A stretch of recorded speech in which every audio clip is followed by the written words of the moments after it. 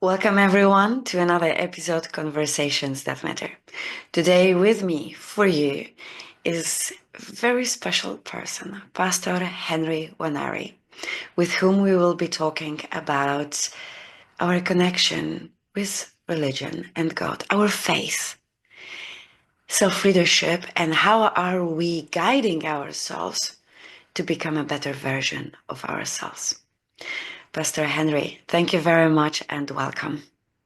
Thank you, Magdalena, for having me. It's an honor, and I want to say that I know I'm going to enjoy this. I have looked at what you're doing. I'm very impressed, and I want to thank you for the opportunity.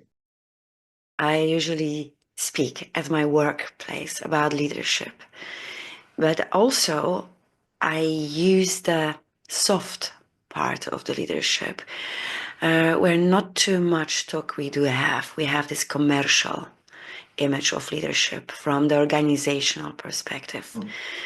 Many years ago, I realized the leadership and the qualities that are associated with the concept are actually the fundamental for the value in our personal life.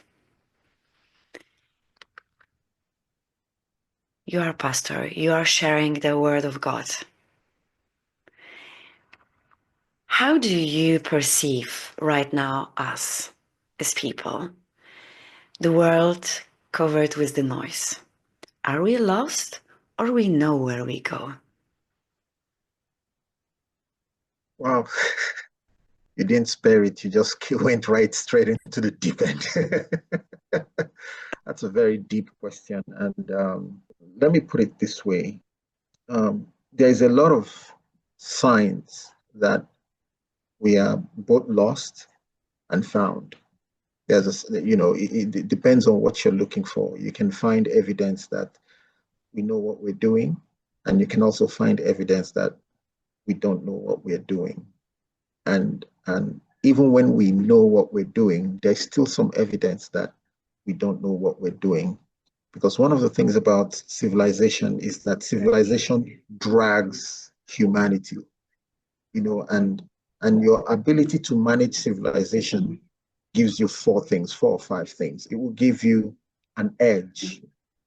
And the edge could be financial, it could be military, it could be modernization, it could be anything, and I'll break it down later. It gives you an edge. The other thing it gives you is some form of organization, some form of societal organization, and then the other thing it could give you is structure. Now, the tendency that you can be so structured that you lose structure, which is part of what some people also argue. I don't know if you've looked at some classifications or some group of thinking, among leaders, is that we are getting to the place where our structure will lose structure. For instance, we are so developed now that artificial intelligence is taking over everything. But there's some fear that when AI becomes sentient, which means AI can think for itself, that we would get into a place where there'll be some chaos. So whichever way you look, it's very clear that you can make the argument that we don't have leadership, we don't have an idea of where we're going. And then on the other hand, you can make an argument that we know where we're going. The question is, are we in control of how fast we're going there and what will happen when we get there? Let me bring it down a little bit to maybe the micro level. One of the things that we're doing now in our generation and dispensation is that we are learning how to manage what we can manage. And what that does is that we are in control of as much as we can control. And that's what I want to say to everybody watching us today, that the greatest mistake you would make in your life is to try to be in control of everything. Wow, that's a big one right there. Mm. You know, if you're trying to be in control of everything, there will be three things that would happen to you, in my opinion. Number one is that you would become a control freak because there are certain things that are not supposed to be controllable. For instance, if you're a man, you're not supposed to be able to control your wife. you know, Mm. if you're a woman, you're not supposed to be able to control your husband unless he is on a wheelchair and he's a multi-millionaire and except you behave nicely, then he signs the check, but you're not supposed to be able to control him. Um, Sometimes life throws a curveball at you. For instance, you're not supposed to be able to control your teenager all the time. They can get really crazy and do crazy stuff. So as we move on, we will discover that there are certain things. Um, and I've studied a lot of leaders. I've studied a lot of great men. We can talk a good talk on stage, but when you follow some leaders home, you discover that their greatest lessons in life comes from the place of the things that they are not able to control. So I hope that answers some of your questions. There are things we're not able to control. There are leaders who are very bad husbands, very bad fathers, they're very bad friends, and they now their whole life is now around trying to control that, while that might be something beyond their control. And we'll talk about how to handle things that are beyond your control, because how good you can handle those things will determine how good you enjoy your life as a leader, as a person, as a human being. Those things that you can't control, how do you lead? How do you manage them? If you manage everything perfectly, you look good on TV, look good, you sell a lot of books and preach. If you're a pastor like me, you preach good preachings, people are attracted to what you say, the power of God moves when you preach. But then there's an aspect of your life you can't control. How good you manage it will determine how good everything else is. If you don't manage it well, then underneath that peaceful achiever level everybody sees, there'll be an undercurrent of drama that Mm. you don't want the world to get to know. You said at the beginning, because within that answer, there are more questions appearing in my head. So I will start from the beginning. Okay. We know what we do, we don't know what we do. Today, I can see we follow what is surrounding us, Mm. uh, elements that are louder, elements that are shining more, without somehow questioning. We follow because it shines bright. So we will keep talking the same tone, the same language, buying the same things. Even a few days ago, I was having an interesting conversation, and one of the elements had occurred that when we are consuming quite a lot of the content from the internet, and just around only appearance of women, because of the surgical invasion in our beauty became a standard of lifestyle, we quite often see most of the women look the same. So Yeah. we follow the trends. Mm. Where it, as you say, we don't know what we do, why and where we disconnected with ourselves. So we just like on autopilot in life. Well, that again is a very, very intriguing question, and to answer it, it's not just going to be a leadership issue. It's going to be the study of humanity, so to say. Mm, And I'm trying my best not to be overly spiritual as a pastor. I don't want to just speak from the pastor's position. I want to speak from a learned person's position, and then I want to balance it with my um, my preference or my background as a pastor. One of the things that has happened is, because humanity is attracted and motivated mostly by the sight. So we've created consumption based on sight. We've created consumption based on what we see. And what that does is that it creates, there are ripple effects, based on that fact. So if you let me go scriptural a little bit. If you go from in the book of Genesis, how the devil got Eve to walk away from the greatest thing God gave humanity was to make her find something else attractive. She had to see it. And the Bible says she looked and she saw that the fruit was beautiful. It was good. Before she even ate it, it appeared good. It was attractive.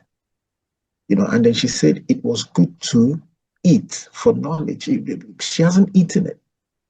She walked by the feeling of what she saw. And that's how humanity is, that we get conditioned, programmed to feel a certain way based on what we see.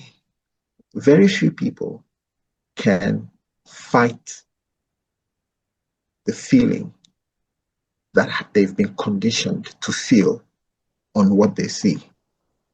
Very few people. Let me go into it a little bit. Let's say you're a man. You've been conditioned to see beauty in a certain way. And the tendency is every time you see a woman, you assess her based on your internal conception of beauty. That's always going to be the thing.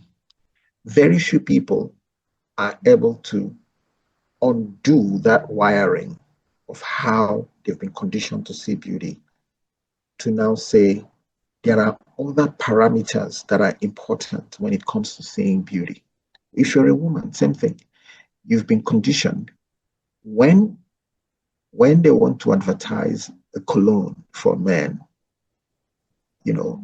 I'll tell you 3 things that are important, that will attract a woman and make her say, I like that man and the cologne they are advertising. There are 3 things. Number 1, he's got to have good hair. Number 2, he's got to look good without a shirt. That means he's got to have good biceps, good chest, and not a pot belly. That's number 2. And then number 3, he's got to smell. I mean, he's on camera, he's on TV, but there's got to be this feeling of he's okay, he's rich. You've got to feel it. It's either in the surrounding, he's on the beach with a camel or a horse, or he's driving one of a Porsche car. And, you've got to feel those 3 things. He's wealthy, he looks good without a shirt, and then, of course, he's got good hair. So those are the things they've conditioned you to look immediately, and that's what is attractive. Now, I went that cheap, but the reason I wanted to do that is to say that for you to be conditioned to not accept those things as the true parameter for beauty or for handsomeness or for good looking, takes a lot of internal reconditioning. There has to be a reconditioning of the internal being of who you are, so that you're no longer looking at things and seeing them as they are. You're seeing beyond the physical appearance. You're assessing beyond the physical appearance. And that's a whole new level of discourse that they say beauty is in the eye of the beholder. That's a lie. Like there is a saying, not everything is gold what shines. Of course. We are educated, we are collecting various diplomas, we are presenting ourselves as knowledgeable people, but somehow this part of emotional nature is the key drive. Like you say, we are attracted by seeing. And even this example with the man from the advertisement of perfume, the processes that are happening in the mind. And it doesn't matter either this is the female on the camera, on the screen, or the man. The person who is watching is indeed activating these emotional sensors, and somehow is not elevating, but getting on the flight of dreaming that, oh, that's ideal life. This is how life should be. And here is a very dangerous thing. We have knowledge, but obviously the knowledge was put on sleep mode because the thinking process is deactivated. It's the advertisement. 90% is the technological input. This man doesn't look in reality the way how it looks. This car was just on computer, drawn, and so on. And we believe these things. And then we are getting into this chain of following the trends. What is shining in somehow, like you even brought the example of Eve. She saw, it was presented to her so beautifully. And quite often, the inner hunger makes the things shining more. Emotional part and the rational part are getting into the fight. And unfortunately, the rational part too often is failing. Control. Isn't it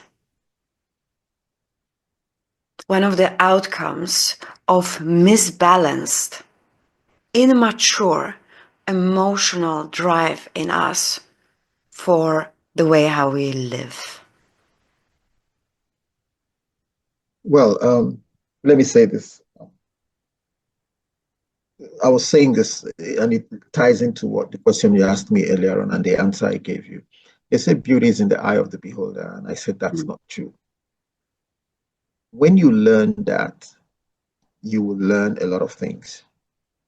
You would learn. So for instance, the way we've been conditioned, one of the reasons you will find that it is wrong is that, and I don't know how a lot of your viewers where they fall, but I'm a lot conservative in my mindset and in my mentality. But um,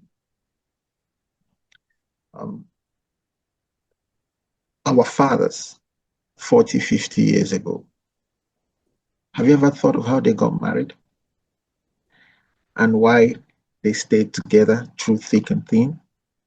Why the divorce rate is higher today than it was in those days? Some of us, our parents got married, and I don't mean to say that's how we should go back, no, but I'm just putting down some things. Our parents got married without even seeing themselves. You know, the husband was out maybe fighting World War II or World War One, and he's still alive. He's on his way back, and he tells his parents, "I'm on my way back. I want to settle down. Find me a girl." And they said, "Oh, there is Maria. She's the daughter of these other people live in this village. You know, she's a very good girl. She comes from a good. Once she's a good girl, comes from a good family. Her family has a good name. That's it." They tell the family, "Okay," and then they tell the daughter. The daughter says, "Okay." Before you know it, they are married and they have 9 children, and they go through thick and thin together. They brought up their children, and our generation can't stay together. 48 to 52% of us are getting divorced. Have you heard that testimony? Have you heard the statistics before? 48 to Yes, 52% of the marriages are getting statistics are divorced. terrible. Look at another side. Let me give you another number. 80% of divorces are initiated by women. 80%. 80% by women? Yeah, women. So here, and I found that statistics. I just finished my first draft of the book um, because, you know, I'm making this argument that where in the Bible does it say a man should chase a woman? You know, and I'm just playing around with ideas, and I said one of the problems we're having is that, for instance, you know, if 10 men chase 10 women and they get married, out of those 10 women that were chased, 4 of them would initiate divorce within 4 years. Another 4 will initiate divorce in the rest of their lifetime. That's 8 out of 10. And they were chased. The man did everything he needed to do to get the woman. Engagement these days is a lot of chasing. You have to put rose petals from the highway to the forest where you're going to kneel down and give her a ring. And then you have to put a bottle of expensive wine. You have to hire a cameraman. Even engagement these days is expensive because you're chasing. No, I'm just joking. Commercial I'm just joking, but ambience. I'm getting the point. I'm making the point that we're really chasing women these days. But the truth is that chase only satisfies them for a bit. Because if in their lifetime, out of those 10 women, 8 of them in their lifetime will forget the chase that they were chased. They will look for another chasing. And the point I'm trying to make about that is this: that when a woman in the first place, in the beginning, realizes that the chase is not enough, it changes how she responds to the chase. That's the point you were making. When you discover, for instance, for a man, when you discover that beauty is not in the eye of the beholder, what is in your eye is validation and acceptance. If you say beauty is in the eye of the beholder, then what you see becomes beautiful. And if it is beautiful, that's it, you've accepted it. But you've got to understand that it is your validation of that beauty that is in your eye. If you don't validate it, it's not beautiful. You need to validate beauty for beauty to be beautiful. That's why it is beautiful in the eye of the beholder. So the question is, what are you validating? What have you considered as beautiful? That's once you figured out what you are validating as beautiful, then you can figure out if you're making a mistake or if you're not making a mistake. And this is very important for men and women who have been attracted to people.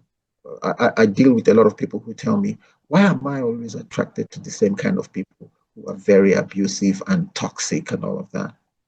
Well, you were attracted to beauty and you thought that beauty was in your eyes. You looked at something and you felt, oh, that's good. That's why I said it's not beauty that is in your eye, it's validation. And you can see something beautiful and say, yeah, that's beautiful, stay there. But to validate it means I've accepted it. I want it. This is part of me. You understand? And then you can begin to change how you validate beauty. You can say, you're beautiful, but stay there. I don't want anything. I'm not going there. Oh, that I'm attracted to that. I'm not going there. You can't manage your attraction until you figure out what you have to validate. You have to choose, put it on a plate, look at it. Different from looking at it and saying, wow, that's fine. You have to bring it, that beauty, put it on a plate, then look at it and validate it.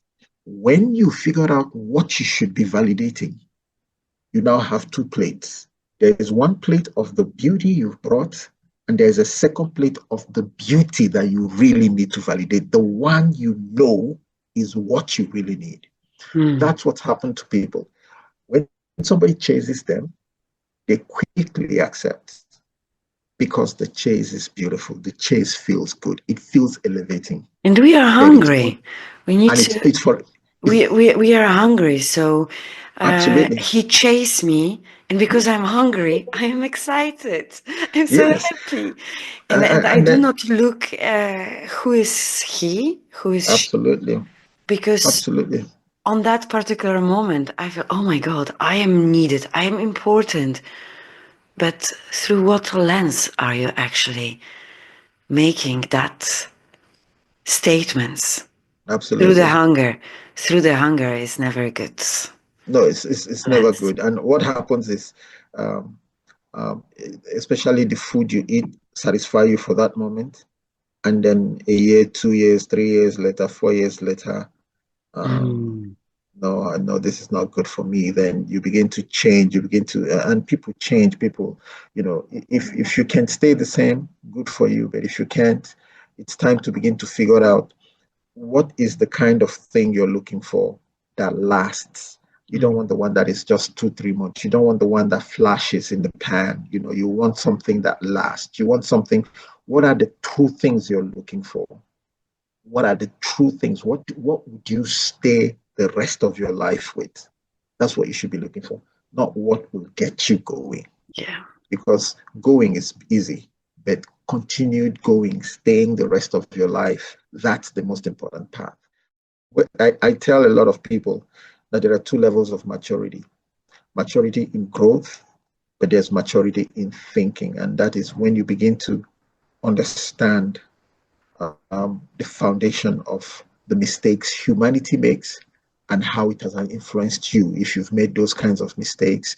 And it's not just even in just relationships, in almost everything in life. You have to figure out, where am I making the mistakes in my Mm. life? What are the foundational, fundamental mistakes that I'm making? You are where you are right now. Let me say this. You are where you are right now. Maybe you didn't choose it, but you made certain decisions that has brought you to where you are. Yes. Now, there could be the influence of other people. You can't control that. But the choices you've made led you down a path. That's your own. Take responsibility for that. And once you begin to learn how to take responsibility for your decisions, then you begin to realize every time you're at a junction, what is the best decision that will benefit me, not just now, but down the road. Mm. That's when you are maturing. You need personal maturity. There are grown-ups who are not matured because they make the same mistakes again and again.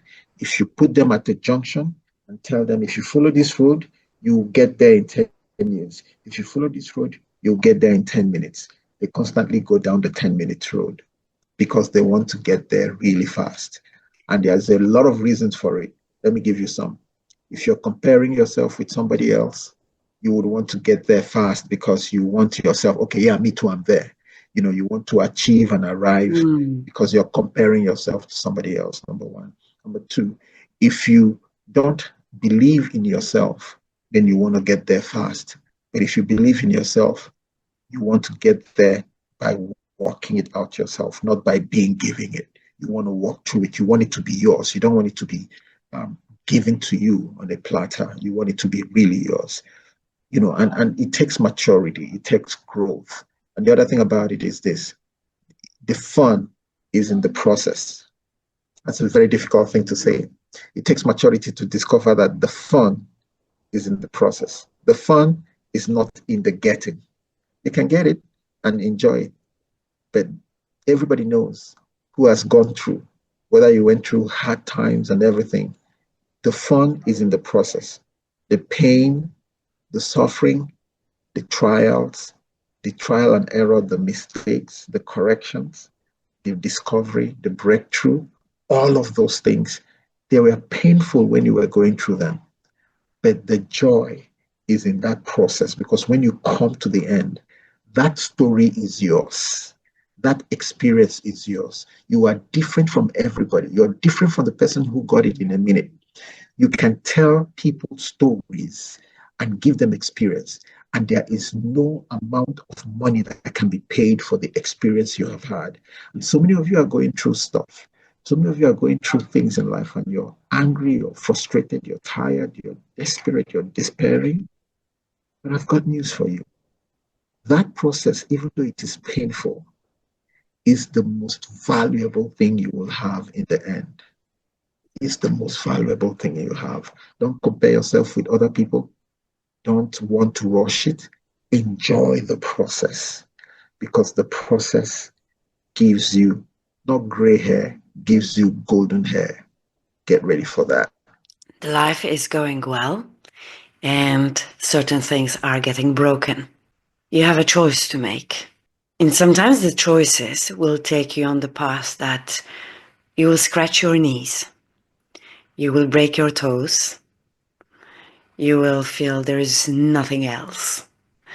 But I believe when we are driven with deeper, innerly settled values, not necessarily we know how to use them, but we know they are there, we will find a way to straight up. I will not cite that exactly, but I like that from Bible. When you are a child, you are allowed to do the childish things. When you become adult, you must do adult thing. And we talk about maturity, how to start learning that. Very powerful question about maturity and how to start maturing.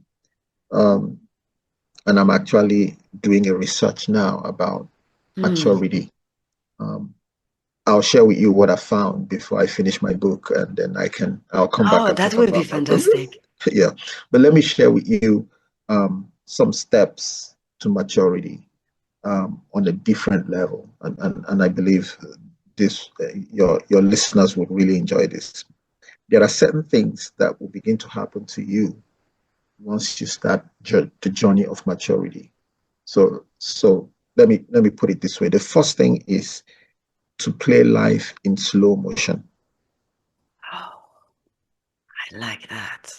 If when you begin to get matured, you will have the ability to play life in slow motion.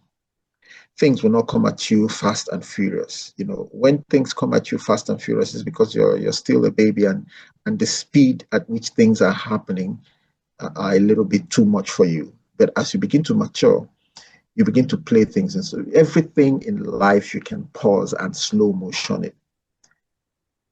That's the first powerful thing that Don't should happen chase. to you.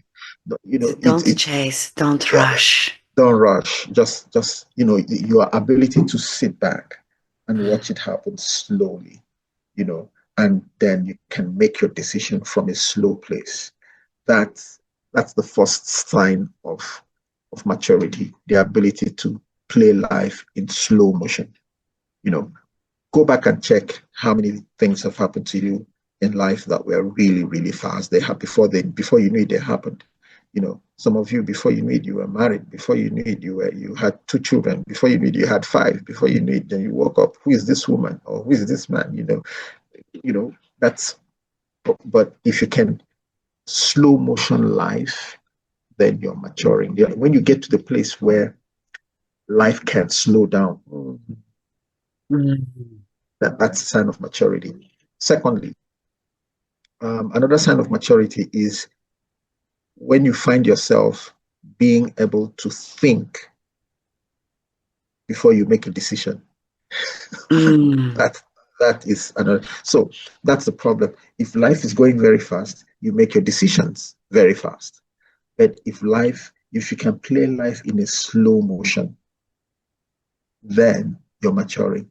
But when life is now playing in a slow motion, you have that those 5 seconds. It's like more than 5 seconds. It feels like eternity. Before, 5 seconds was Mississippi 1, Mississippi 2, Mississippi 3, Mississippi 4, Mississippi 5. That's 5 seconds. Mm. But now 5 seconds is Mississippi 1, Mississippi 2, and it feels like an elongated 5 seconds. And you can stop and look at things, and you find yourself asking questions, thinking before you make decisions, decisions that you made real fast before. That's a sign of maturity. That is a huge sign of maturity when you can, when 3 seconds becomes a lot of time for you to think and make decisions. And here's why I'm saying it. It's not actually just 3 seconds. It is that you're able to say, wait. Then you go back and sleep 12 hours, 24 hours, and come back and with a fresh mind, make Mm. your decision. But before, you couldn't say, wait. You couldn't say, hold on. You couldn't pause life. because it was coming at you fast and furious, and you had no control over it. You weren't matured enough to control it. Fast and Furious delivers fun, right? Slow Faster, very, motion, very especially good. that today so many people are saying the focus span is so bad, so they Yeah, need to, even the behavior on scrolling. yeah, yeah, Yeah. What kind of content you are able even to look at or listen if you are just scrolling and maybe 5 seconds listening? And yeah. thinking before making decision resonates me very, very much because when I buy the books, I don't read about what the book is. I just feel connection with the cover page. And one time, I was in my favorite bookshop, and it's like, you're just moving your eyes around the shelves. And suddenly, with the angle of my eye, I just noticed the big, really shining letters. Think. Green, floristic, think. Like, oh, what's that? You come closer and it's written below, before it's too late. Hmm. I said, I need to take that picture, that book. And this is from Edward de Bono. Fantastic book. Really Hmm. fantastic book. And yes, if we, following your words, your advice, that book can be, in addition, a very nice complementary tool Yeah, for yeah, knowledge how to activate the process of thinking. yeah, Great. yeah. So, what is the third? Well, the third thing is um, you're now able to see both sides of the street. One of the biggest problems we have in life is that when we're making decisions, we only see one side of the street. We are blinded by one view. And, you know, you are where you are now in a mistake because you didn't see the other side of the road.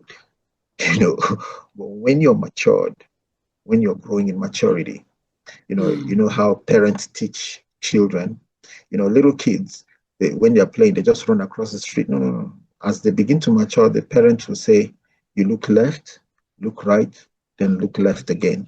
Yes. Maturity is looking both sides of the road. Same thing, even as an old man, as a man in a leadership position, as an old man who is growing into this deeper level of maturity, is that as you stand, the panoramic view gives you a wide angle view of both sides of the street. Let me put it down. Let me break it down a little bit.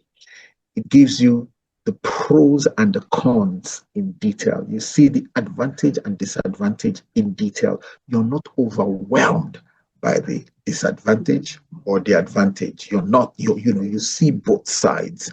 It gives you, you're able to sit down and contemplate, even if the advantages and disadvantages are the same, one advantage, one disadvantage, you're able to look deeply into the one disadvantage and the one advantage. You can go home and sleep on it and think on it. The fact that you can now see, you know, um, there's that famous saying, if I knew back then what I know now,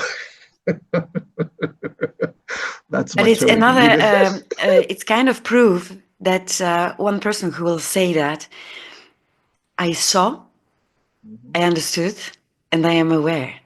Well, Not everybody are able to refer to the past experience, right? absolutely, Mhm. absolutely. Yeah, so that saying, if I knew back then what I know now, which means for some reason you didn't know it then, but you know it now. And the truth about it is that maturity brings you to the point where it was always there, but now you have the time, the patience, and the understanding. I'll explain those three. Mm. To see things you could not see before. Time, you paused life, you slow motion life. The patience, the ability to do the right thing, look left and right.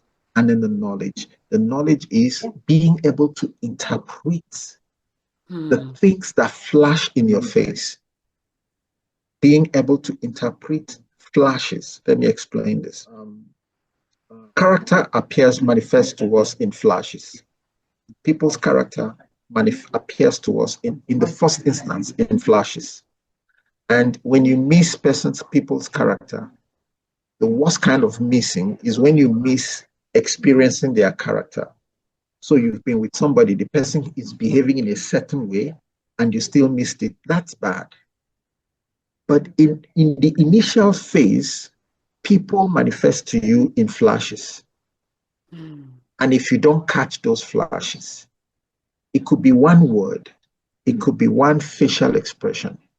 When you're matured, you start catching flashes. You don't need more than a flash to understand a lot of things. That's all you need, a flash. Yes. That's why they teach you in relationships about red flags. What are red flags? Red flags are those things that were flashes that should have told you something is wrong, but it didn't tell you that because it's just a flash. That's a red flag. So as you grow in life, your ability to tell a story from a red flash, from a red flag, is exponentially increased. That's maturity. There are people who they see red flags, they become bulls and they just rush the red flags, in their life, and they keep going. They don't respond to it. They can't understand it. What is that? Until you go and experience it. He cheats on you, or he beats you, he's abusive, or he misuses money. All of the red flags that you were supposed to catch, you don't catch them until you experience them. But as you become matured, what happens? All you need is a flash. Oh, and you understand it. Oh, yeah, I've seen that before. I understand that, So maturity gives you those three things. It pauses time, it helps you decode it, and then it gives you the ability to catch flashes. You're able to see things and understand them and decode them a lot faster. That's why they say wise people can smell rats from a mile away. Something like that. Wisdom. I learned that from the book of Solomon. When we are asked what you want to receive, we will ask for the materialistic. Most of us will ask for the materialistic things. Wisdom is something that we can't measure, that we can see. It's only in use. What is the power of wisdom? Well, that's a very big question. The power of wisdom. I have to use, I'm having you with me. You're having the wisdom and knowledge from Bible plus your own. So that's absolutely the scene I need to use for the questions. I understand. I understand. Yes, smart woman, very smart woman. The power of wisdom is multiple, if I can put it that way. But I'm going to highlight the very easy ones, the preliminary ones, the first ones we experience in life. The power of wisdom is the ability to decode the future in practical steps for today. That's wisdom. Wisdom wisdom decodes the future in practical steps today. A lot of us operate today without an understanding of tomorrow. Wisdom will explain tomorrow and help you do things today to achieve tomorrow. That's wisdom. So it decodes it in your mind. We always live for today, but wisdom gives you knowledge of tomorrow, today. Wisdom gives you knowledge to apply the life that would be prosperous tomorrow, today. Wisdom will give you keys to peace tomorrow, give it to you today. Usually, the only way to learn peace is to experience war. That's the only way. The only way to learn how to make a good choice of a husband or a boyfriend or a girlfriend or a wife is to choose a bad one. And then the next one you say, uh-uh, I'm not choosing that type again. I've learned my lesson, right? But wisdom is the ability to choose a good person, decoding the good person for your tomorrow, today. Wisdom is ability to make decisions that will give you the peace you want tomorrow, give it to you today. The Mm. love you want tomorrow, give it to you today. The joy you want to get tomorrow.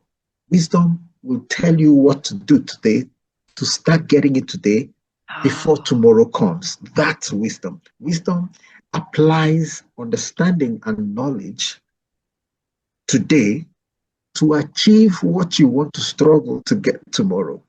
Wisdom Mm. says, I can help you get to it today. Just follow this pattern.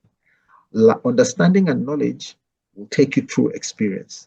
Wisdom will take you to your goal. If you have wisdom, you will be able to make right choices. Even if you're already in the wrong choice, wisdom is the GPS that will get you out. Wisdom is the GPS that will get, have you ever been lost and you don't have a way of, I went to a city the other day. I didn't know which way was north, south, east, and west. And for some reason, I forgot to look at where the sun was setting. So I kept on driving around until I said, Henry, I like priding myself in if I go to a place once, I can go there again. I don't need GPS. So I said, I'm not going to use GPS to find this place. And I drove around for like 45 minutes. I was almost late. And then I Mm. stopped. Wisdom said, Henry, look for this place. Don't just keep driving around. You're wasting gas, you're wasting time.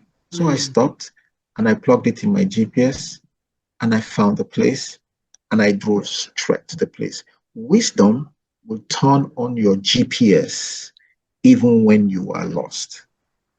Wisdom will turn on your, if you don't turn on your GPS, you will continue rigmaroling and gallivanting in your mistake without Well, correction.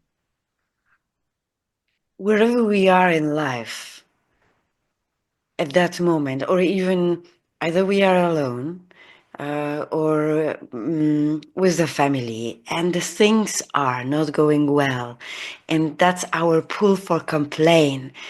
We are just feeding ourselves with those justifications is their fault, right? Why the things are wrong. But actually, that's the moment, even if you have some gaps, the one thing is a wisdom at right now you can do, it's your point of change. People are giving up too fast. The things are not going right. Okay, let's split, let's divorce, we're through it, let's don't repair it. But everything can be repaired. And it's like another beautiful, yes? What seed you put in, you will reap, right? So if you are complaining in a family, don't expect roses to come. But if you are sharing water with everyone, most probably your flowers will be blooming and overwhelming with the beauty. Yes. Amen. Yeah. You are talking about decoding the future.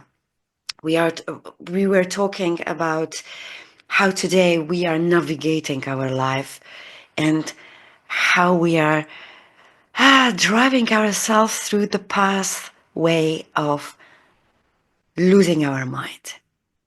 But there is also Mm. a past that most probably shaped us somehow without us being a driver in that journey. The environment shaped us. Mm.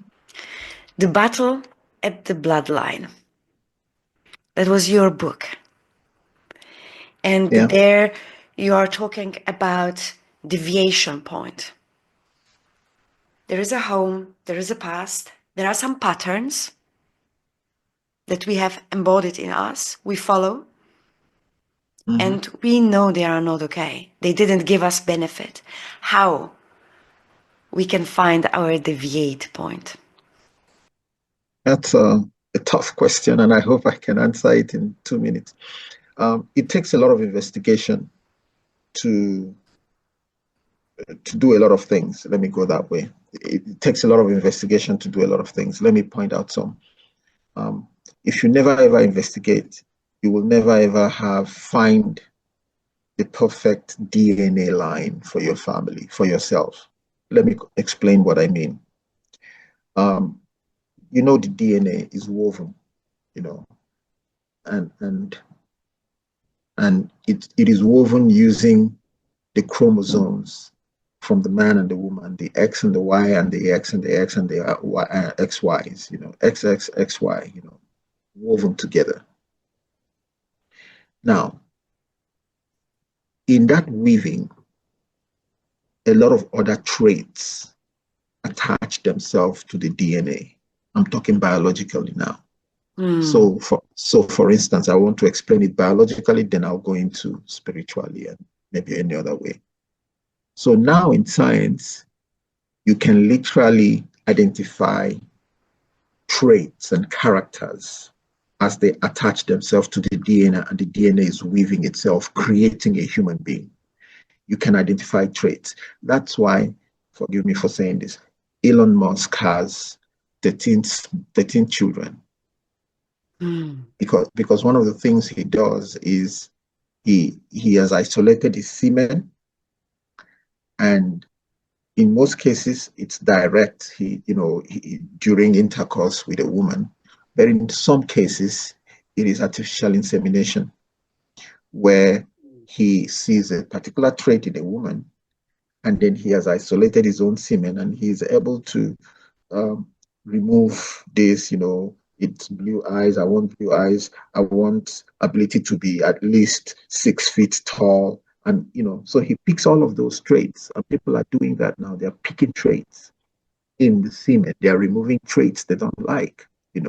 Um, Michael Jackson did the same thing. That's why he was able to have some of the 3 children he had through surrogates. And I don't want to go deep into that, but I'm just showing you how it's happening biologically, and then explain spiritually what should be done. Because whether you can do it biologically or not is one thing. Even after doing it biologically, there is a spiritual thing that needs to be done. Always. Now, without investigation, you cannot find out those traits that are wrong, that are bad for your DNA, those traits that will produce bad character, bad decision making, or bad physical appearance in your DNA without investigation. That's number one. Number two, without investigation, you cannot investigate the past and find out what your family trait has been to the point that it is affecting you, and at what point you should deviate away. Now, when I say the battle at the bloodlines, I'm talking about the bloodline is the line of inheritance, the line of the DNA, the line of destiny. Our palm, they say your destiny is on your palm or whatever. Some people believe that. You can keep the good things in your bloodline, but the bad things in your bloodline, you will have to battle and win them, or they will battle and win you. No two ways about it. A lot of men, a lot of women face these battles, whether they are conscious of it or they're not conscious of it. The truth is the battle is there. There is always a battle. There's this DNAs, when they are attaching to your DNA, these traits, when they are attaching to your DNA, when you're conscious, this is another level of spiritual maturity now. You're going to face the battle. The things you're going through, somebody else in your family went through it. And the choice would be, do you want to repeat what happened to them? Or do you want to do a new thing with your life? That's the battle of the bloodlines at the bloodlines. I want to be different. I don't want the same thing especially if it was a very wrong thing, a very sad event. I don't want the same thing with anybody in my past. I am the deviation for my generation. I'm the deviation for my family. I am the one that is going to remove those traits from my biological DNA, spiritually now speaking, because I don't have the money to do it biologically. I don't have the money. Mm. So, it's rich people who can do it. Multi-millionaires, they're the ones who can do that. It's a lot of science. To even store your seed and semen at the temperature where it remains alive. Usually, seed remains alive only 48 hours after it has come out of the body of a person, right? But Mm. biologically, they can store it at temperatures and in containers, and they can even bring it out and research it, remove certain proteins and stuff like that, and it's still viable. Can you believe that? It takes a lot of money. Mm. So what we're doing now is what we're spiritual millionaires. We are investigating our DNA, spiritual DNA, and we're saying those things that we face, that we see the pattern in our family. It is your choice to tell yourself, not me. Mm. It's not happening with me. I am the end of every negative trait in the DNA of my family. It ends with me. I am the deviation. I am the winner of the battle that can open a gate and say, family, we're going this way now. We're not going down the path that we went down in the past that brought us to pain, suffering, poverty, sickness, ill health, division. I've dealt with this for more than 30 years. I've walked into families where father slept with daughter. They had a child without the mother knowing. They buried the child in the house, forgot it. 30 years later, son sleeps with his own mother and they have a child, burying it. And then 3 years later, grandson and his own mother are playing games, and he's a Christian. He talks to me about it. I tell him, let me pray about it. After praying about it, I go to his house. I tell him, I say, God says there are two children, two kids that were born, the generation before you and the next generation before you. Mm. They made this same mistake. If you make it, you're going to produce the third child, and you're going to be so ashamed you're going to kill that child and bury the child.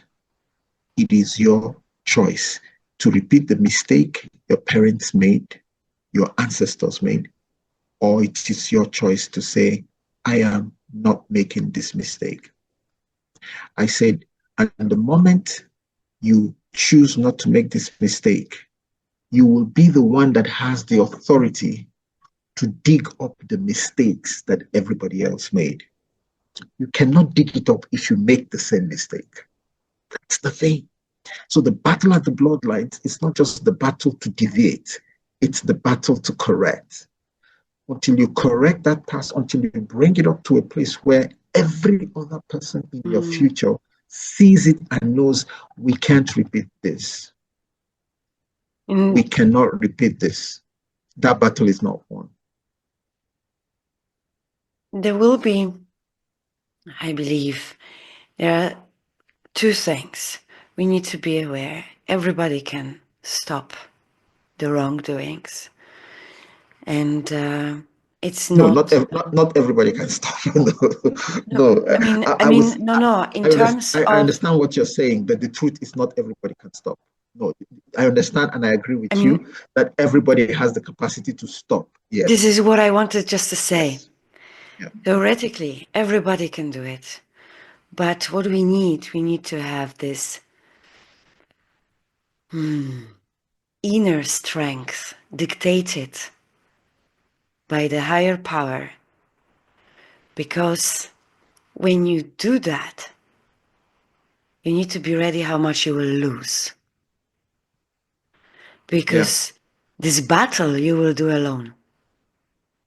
That's very important. Mm. If you go for the battle, you need to know that you will go through that battle alone. It is quite often that, the black sheep of the family. Yes, there is a various, of course, interpretation depending on the Mm. context. But when there is one member of the family that is turning the direction of the river, Mm. is not the one that is favored in the family, because you are bringing completely different light to the one we got all used to already. And it's like the dark side fights with the good side. The dark is having bigger power because it's having more followers. It's easy to be a part of the dark. The light part requires really inner commitment and strength to stay strong, even if you are the only one on the field. So that's what I mean, that everybody can do. But before you go to battle, make sure you are equipped with that strength to help you to stand during that battle. The DNA parts and various patterns that we are bringing through the past, into our lives from the past. And I like the word investigating, especially when the things are not making our families happy. It's very important to do this kind of investigation. And then we are coming into identity codes. The personality is your character. So you say about investigation, and then, okay, how I can identify my code of my identity.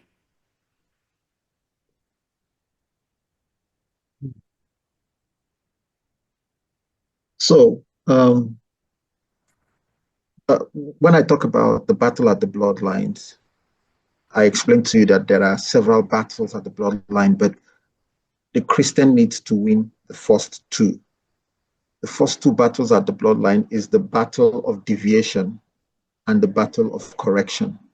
Let me explain. The battle of deviation is the battle you fight to deviate out of the curse, to deviate out of the ugly, out of the ungodly, out of the curse, out of the sickness, the poverty. That's the battle of deviation. The fight that you fight to say, it ends with me. It's not going to go beyond me. I'm the introduction of wealth in the poverty of my family. I'm the introduction of peace in the chaos of my family. I'm the introduction of joy in the mourning and the sadness of my family. That's the battle of deviation. That's the first one of the battles, first two battles you have to win. The second battle you have to win is the battle of correction. You can do it all alone, but to be able to go back, like in John chapter 4, there was the woman, she experienced Jesus at the well, and she fought those two battles, the battle of deviation. First deviation was, you've been married 5 times, and the man you're with now is not your husband. She was shocked that somebody was telling her her life, and not just telling her life, telling her she has to deviate from that life. You have to walk away from the patterns that the devil is instituting. So you see the two battles in her life. Then she goes back and tells everybody in the village, come and see the man who has told me. So that's the battle of correction. She overcame her shame and went back and told the village. Now, in our lives, I said this earlier, that you cannot correct what you fall into. And so, especially if God wants to use you to correct something in your family lineage, he will make you battle it personally. It's not battle it generally. No, you have to win this battle personally. And you will face the same demons that have been covenanted to attack members of your family at that point in time of your life. You have to face them.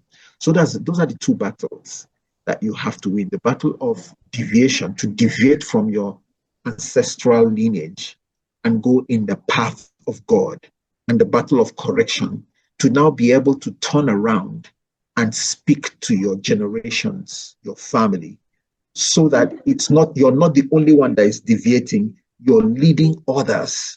You become a pace setter, you become a trend setter for your family, that it's no longer just you that is saved, or it's no longer just you that is healed.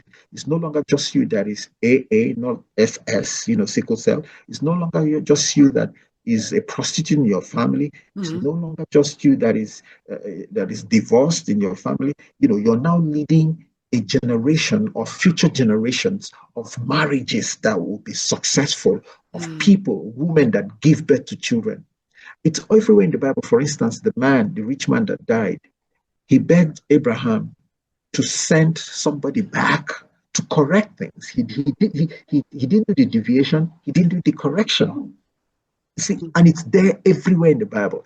Jesus was sent to us to institute the deviation and lead the redirection, lead us to a new path. That's why he says, all things have passed away. Behold, all things have become new. He didn't just institute the deviation, he instituted the correction. We are now new. We are righteous in Christ. We are a chosen generation. We are a royal priesthood. He put the seed of righteousness in us. That's the truth. Now, to answer the question that you asked, it now becomes important that we fight those two battles, because the correction is where we go beyond ourselves. The correction is where the seed in us becomes corrected. You can say that the babies you will have will not face the same thing because you've gone back and corrected it. And not many people understand how to go back and correct things. It's difficult. The battle of deviation is easier than the battle of correction. There's so much attached to the battle of correction, because there's shame, there is, vulnerability, there is a lot of things, and many people don't, because of all of these things, you can't go back and correct it. And sometimes the family dynamics is not easy for you to go back and correct it. You can't go and make the law for everybody. So deviation is easy. You deviate, and a lot of times we like to deviate and sing and dance for ourselves without thinking of those we are leaving behind. And then you hope that some people will come this way. Deviation is always a personal thing. Even your own children will have to fight to deviate. Just because you were able to deviate does not mean you've introduced a lineage of deviation. It becomes a luck, a chance thing. Some people by chance will be deviated, but most of them will have to learn to deviate and fight the battle on their own. But the correction, once you correct it, one of the things you do in a correction is you do a covenant with God. You do a covenant with God that goes into the deep place of your family ancestry. It breaks curses, it changes DNA, it changes health life patterns, it removes the sickle cell from your family system, it removes mental issues, it removes autism. Like I said, when I started it, I said now science, people can store their seed, their semen, and remove those ugly traits. This protein leads to autism, they remove it. I mean, literal men semen. They can I remove have heard about that. these people, they remove It is a this. very So, higher level, and yeah, like you said, very expensive. yeah, Just very, very imagine. expensive. Yes. But the point I was making is, if when you go back to correct, you are now correcting for not just yourself, but for future generations. It becomes the basis. It becomes the foundation for the whole generation of your families, for everybody in your family, because somebody has fought the battle for the deviation and the correction. I hope that makes sense to you. this whole role in the principle of the battle of correction. Because deviation, although it is personal, and it can be still difficult because you need to have this braveness in you to accept, to understand, acknowledge, and okay, there is a work to be done. But on the battle of the correction, that requires quite strong skills, the emotional and the knowledge, because it's about you are back on dirty garden and you need to make all these freely sitting leaves. Now you need to be on the right place. And I want you to follow me. This is not an easy thing. And what to do when the family doesn't want to join your battle of correction? Well, that's a very, very interesting question. And I don't think anybody has asked me that question before. And I haven't really actually even formulated an answer for it. But I have a personal answer, but I have not formulated an answer. So, but I found out in my personal work, for instance, that one of the battles that you fight when you're fighting, because in the battle of correction, there's a lot of other battles. You know, one of the battles you fight is the battle of authority. And let me explain. Who gives you the authority to correct everybody else? The woman that was married to 5 people. Who gave her the authority to go and tell the whole village about Jesus Christ at the well? You see the point? And that's a battle you have to fight. Once you're fighting the battle of correction, you have to fight the battle of authority.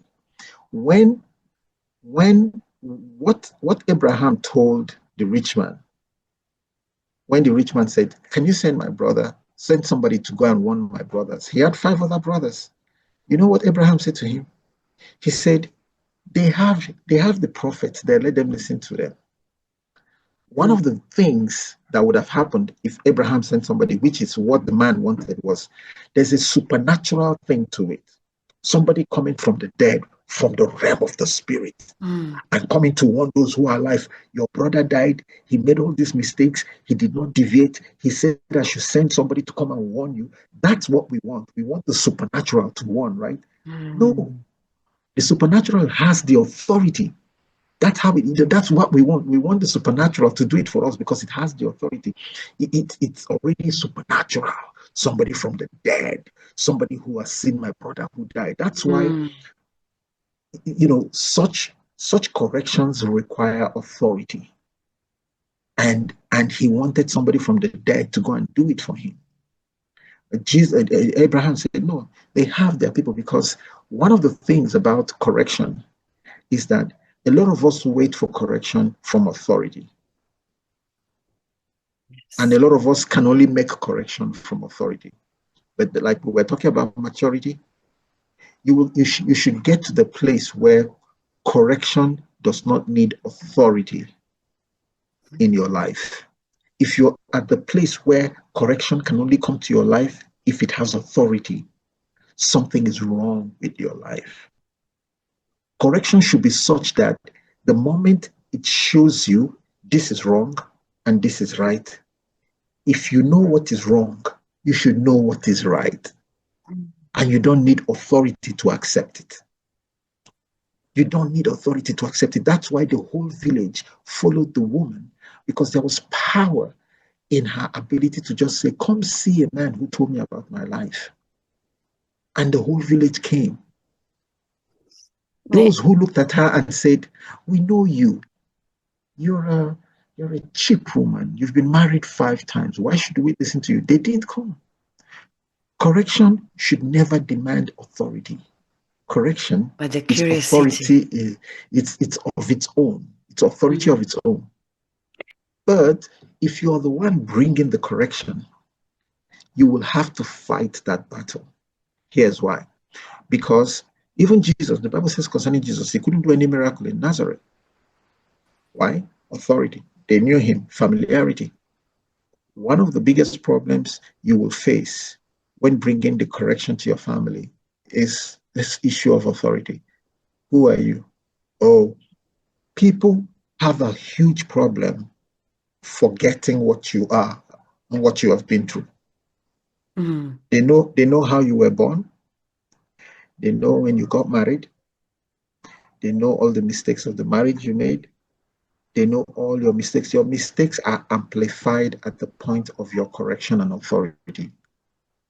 And it's part of God's lesson for us human beings, especially those of us who are bringing the correction, that we will have to figure out how to apply God in our correction. And it's different for various people. For some people, there will be a mixture of the need to be humble. For some people, it will be a mixture of the need to be patient with your family, to love them and be patient, and just keep pressing one at a time. For some people, it will be to overcome your self-pride, because once you've corrected, you feel you've arrived, and therefore you can talk to everybody. No. It applies differently to everybody. Authority is only given when you earn it. And that will be a battle for you. The fact that you have won the battle of correction and the battle of deviation, does not mean you will win the battle of correction. No, I know a ton of Christians who have won their battles of deviation, but they are fighting their battles of correction, because sometimes it will require humility. It will require learning how to approach the people in your family. Just because you're born again doesn't mean you talk to your children anyhow. Doesn't mean you preach down their souls. Doesn't mean you shout at them. Doesn't mean you shout to your family. I rarely preach to my family. I prayed every member of my family into salvation. I didn't preach to them. I prayed literally on my knees. I gave my life to Christ 10 years before the next person in my family gave their life to Christ. I prayed every day, 1 hour, for members of my family. I think that entering the battle of correction is also very risky. Like you mentioned, that one will win the battle of deviation, but then we are dealing with good or bad ego. Since we marked ourselves at the end of the battle of deviation, sometimes the bad ego will be our drive. Like, come, listen to me, because I will tell you now something. It's quite also very interestingly, like you say, people like to listen from the person of the authority, and we perceive authority through money. If I will come with Mercedes, if I will come from the big villa, no matter how many sins in the past I did, I will gain that authority because I just showed I have money. And it shows actually that the other people who will follow me based on that criteria are driven by bad ego as well. You may disagree with me, but even for the question that I said, what to do if the family doesn't want to join for the battle of correction? I love that part from Bible. If they don't want to, take the dust out of your shoes and walk away. I don't agree with you. You see? I love that. And it can be interpreted in many ways. It's the same if they will slap you in one side, give the second cheek. And people will understand that in a different way. Sometimes they say you should forgive them and live with that. And my interpretation is forgive and walk away in peace and be free. Because we cannot force. We can share the knowledge, but we can't force people. Sometimes they come after some time. They join. But like you say, pray. In silence, that's the beautiful power. For the end of our conversation, which is very, very beautiful. And while we are talking, I was definitely inspired, and I do hope that all our audience will be inspired how much power we do have in us, but we need to pick it up with the right tools. What will be your message to the world, dear Pastor Henry?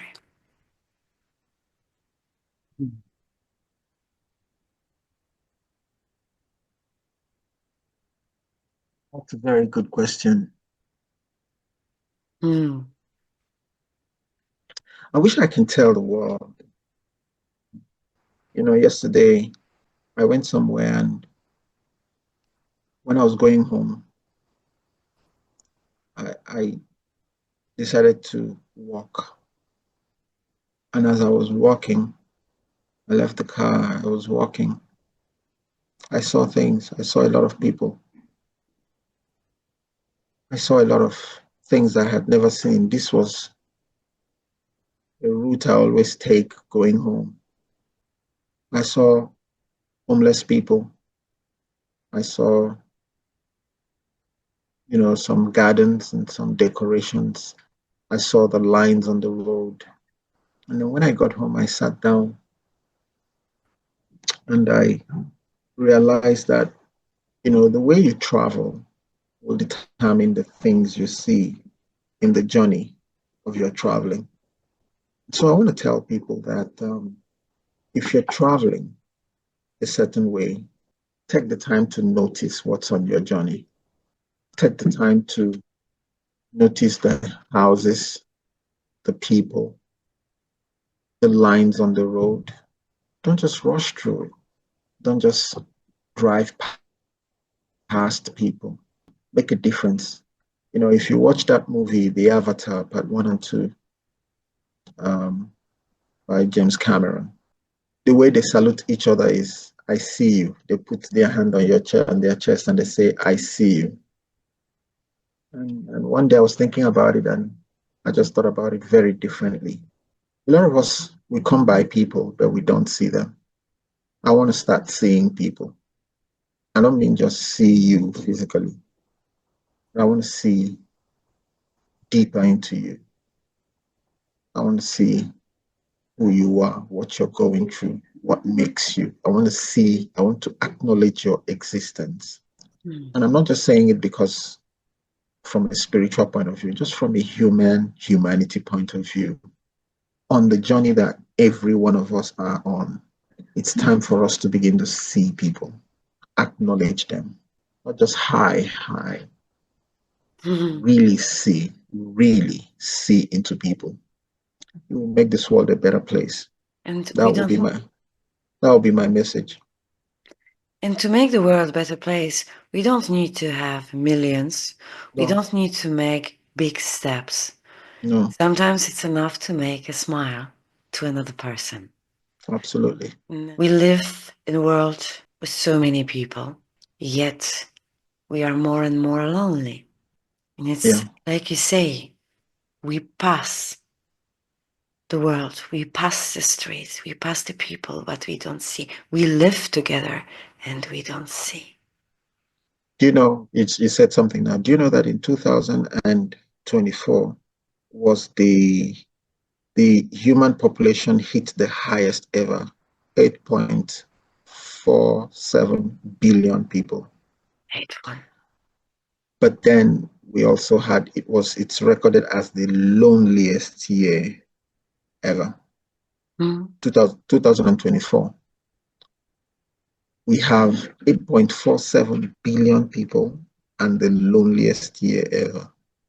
Mm. Social media, Instagram, Facebook, TikTok, LinkedIn, all of them could not reduce the loneliness quotient of humanity.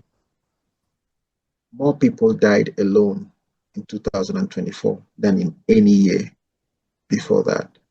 More people committed suicide out of desperation and loneliness in 2024 than in any year recorded in history. There were more divorces. There were more registration of mental health issues Across the whole world, more women registered in shelters, more men registered in shelters last year. Those are all the numbers that add up to prove that last year was the loneliest year humanity has ever faced. Horrible. That is very, very scary. I will only ask our audience, whom will you see today, this week, Mm, this month? Do it strategic. It will not be egoistic. Do it strategic, do it plan, and ask yourself, whom will you see mm. now? Pastor Henry, thank you very much for this Thank you, conversation. Magdalena. I Thank you really so very much. appreciate that. And yes, I definitely will get your book because I only could get what I found on internet. But even from the conversation we had today, like, it's just a must-have book. And definitely, I advise everyone who is watching us. I do hope this conversation inspired you, empowered you, shared with you idea how you can navigate yourself to grow towards the maturity and find it in you. You have it. Just give light to yourself. Share with us what are your experiences, and have you ever experienced battle of deviation, battle of correction? How is it? Did you win? Whom you've met on the way? Thank you, everyone, and see you the next one. Thank you very much.